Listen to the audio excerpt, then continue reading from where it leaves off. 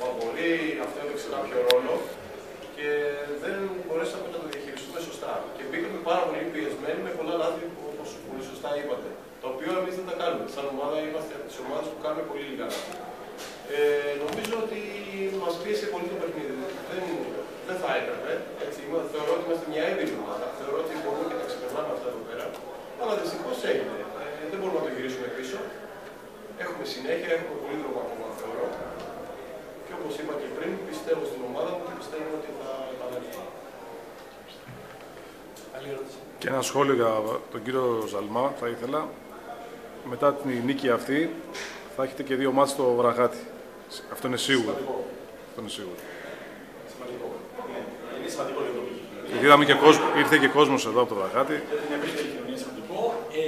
Να στείλω ένα μήνυμα να μείνουν όλοι πάρα πολύ προσγειωμένοι. Δεν έχει γίνει απολύτως τίποτα. Είναι ένα 0, είναι μια πάρα πολύ μεγάλη νίκη, είναι μια πάρα πολύ ευχάριστη ημέρα, αλλά είναι μέχρι εκεί. Να στείλουμε ένα μήνυμα για να μην πετάει τα σύννεφα και να παραμείνουν όλοι προσγειωμένοι και στις θέσεις τους και να μην αρχίσουν να δουλεύουν το παραπάνω, από το να γεμίσουν το γήπεδο του Σάββατο και να απολαύσουν καλό. Ευχαριστώ πολύ.